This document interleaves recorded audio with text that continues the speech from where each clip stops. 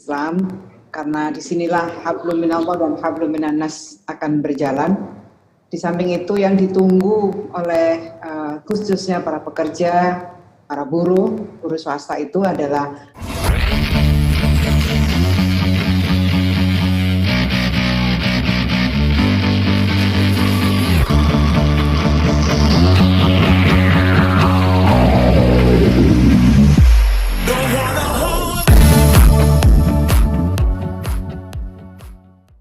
usaha.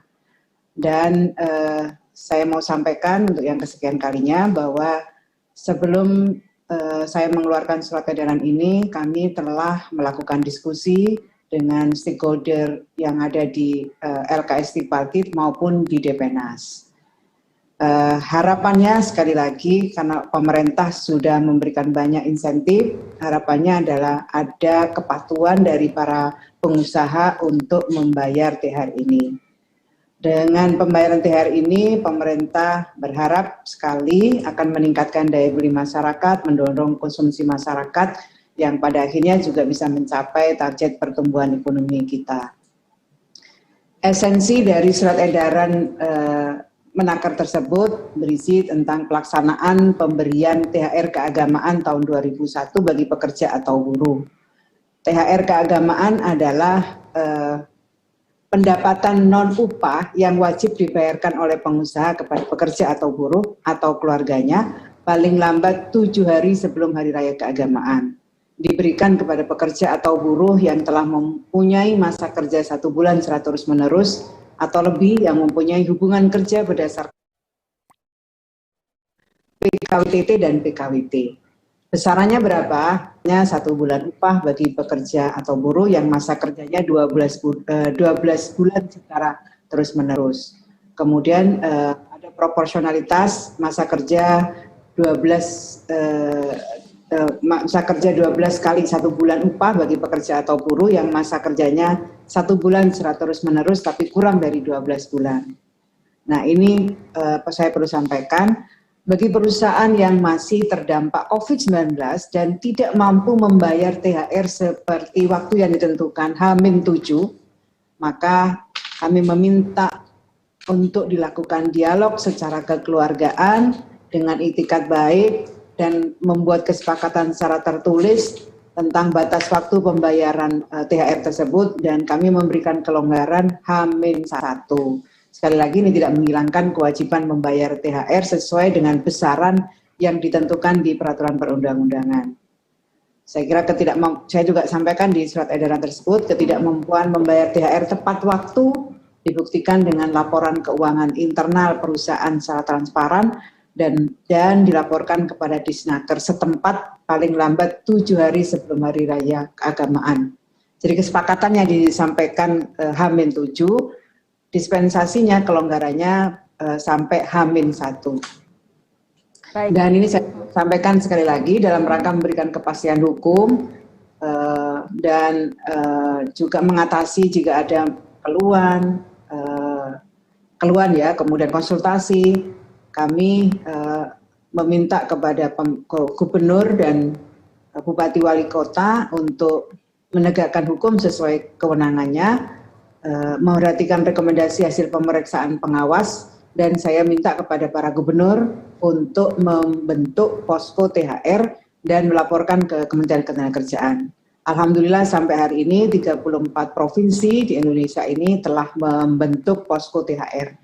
Harapannya sekali lagi bahwa karena pemerintah sudah memberikan banyak sekali insentif, harapannya adalah kepatuhan dari pengusaha untuk membayarkan sehingga ada ada pertumbuhan ekonomi, ada peningkatan konsumsi masyarakat, terutama teman-teman pekerja maupun buruh.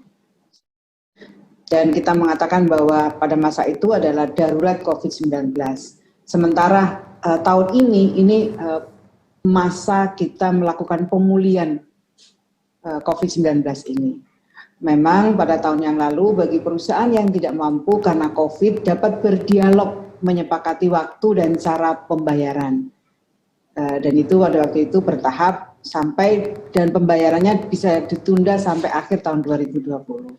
Kalau sekarang bagi perusahaan yang masih terdampak COVID-19 dapat berdialog menyepakati waktu pembayaran THR sebelum H-1 tadi saya sampaikan, H-1 hari raya keagamaan tersebut.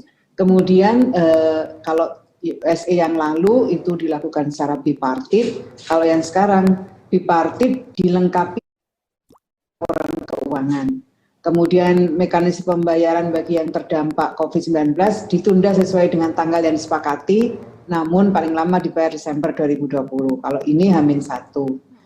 Ini beberapa perbedaan, dan yang lain juga saya sampaikan pemantauan. Kalau yang lalu, SE yang lalu atau pelaksanaan THR tahun 2020 hanya teman-teman serikat pekerja, serikat buruh maupun pengusaha hanya berperan apabila terdapat permohonan mediasi, hanya memantau secara umum saja. Tapi kalau tahun ini posko THR itu kami melibatkan teman-teman SP dan SB maupun teman-teman pengusaha melalui Apindo, yang kami minta ada teman-teman yang ada di Dewan Pengupahan Nasional.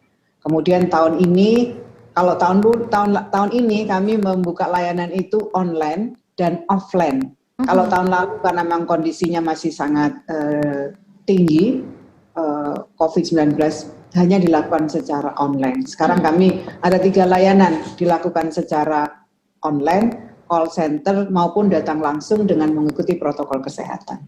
Pun di Depenas, pada prinsipnya teman-teman itu menyadari bahwa THR itu adalah pendapatan non upah dan harus dibayarkan kepada pekerja atau buruh. Semua sepakat, pengusaha juga sepakat. Nah, memang ada beberapa perusahaan yang menyampaikan ketidakmampuannya akibat adanya COVID-19 ini. Dan kami memberikan relaksasi, ya silakan dipersiapkan. Relaksasi yang kami berikan itu H-1 Lebaran. Jadi sampai H-1 ini yang yang disepakati. Memang kalau ada juga yang menyampaikan butuh relaksasi lebih panjang. Tapi pemerintah menyadari, pemerintah sangat membutuhkan dukungan dari teman-teman pengusaha, teman-teman dunia usaha, dunia industri untuk mensupport pemerintah agar pertumbuhan ekonomi kita sesuai yang kita targetkan, dan kita sangat berharap setelah pemerintah, tadi saya ulang lagi, setelah pemerintah banyak memberikan insentif, kemudian kemudahan, sekarang pemerintah berharap teman-teman pengusaha untuk bisa membayar THR-nya teman-teman. Baik.